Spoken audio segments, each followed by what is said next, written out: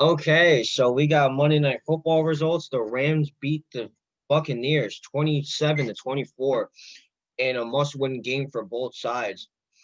This was a pretty pass-heavy game. It was a pretty good game, very close, like me and Mario said. Although our we said the Buccaneers would win, Mario, but they didn't. They didn't come. They didn't win the game that they needed to win. They fell short, and because of that, the Rams improved to 7-3 and are tied for first place in the NFC West with the Seattle Seahawks.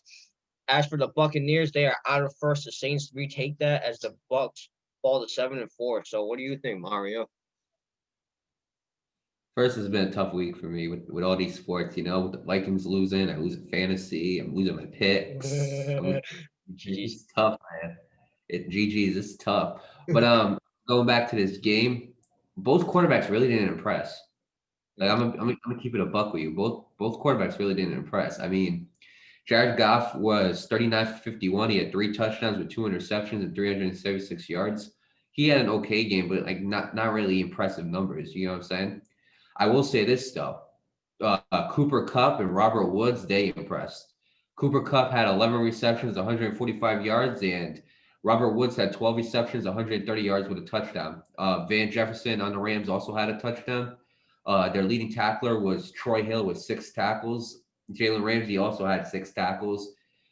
Jordan Fuller, the safety, had two interceptions on Tom Brady.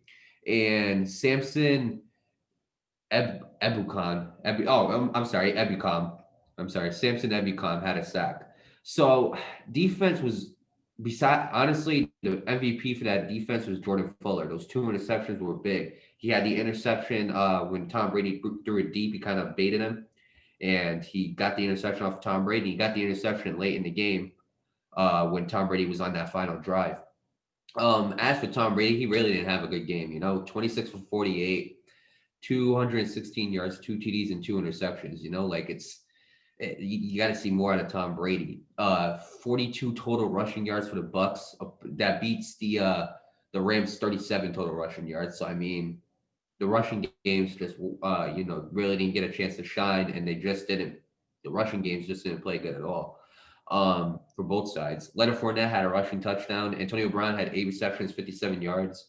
Chris Godwin had 7 receptions, 53 yards and a touchdown. Mike Evans had 5 receptions, 49 yards and a touchdown. Levante David had 9 tackles.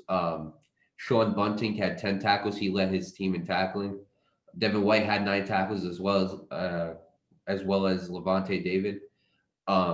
Jordan Whitehead had 7 tackles and an interception, and Jason Pierre-Paul had 6 tackles with an interception.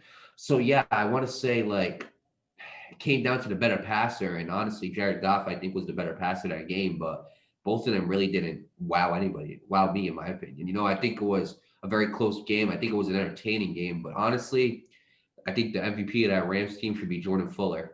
I think with those two interceptions was a very crucial in this game, especially against an elite quarterback like Tom Brady. And credit to him and credit to the Rams on winning. As for Tampa Bay, this is going back to the drawing board, see what you got to do better. And you know what? I expect Brady to come back and have a bounce back game like he usually does. Your thoughts?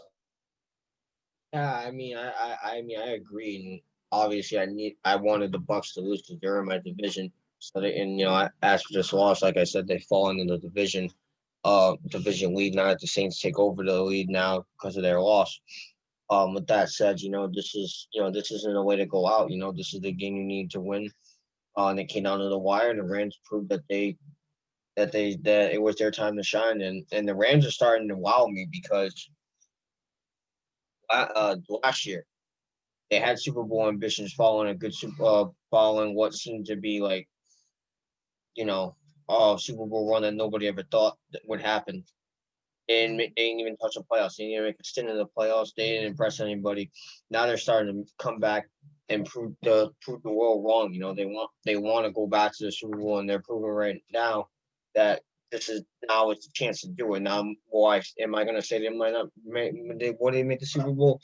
No, I don't think they'll make the Super Bowl. But they're you never know. They did it a couple years ago. Everybody thought the Saints would go to the Super Bowl, and aside from that, controversial call, they made the Super Bowl. They could do it again. But who knows? Overall, this is a good win for the Rams. It's not a big statement win, but it's still a win. and because of that, they're now tied for first place in the NFC West with the Seahawks, which is a big deal because the Seahawks is another powerhouse team in the NFL right now. So the fact that they're tied with one of the NFL's powerhouse teams is impressive, you know. So congratulations to the Rams. Absolutely.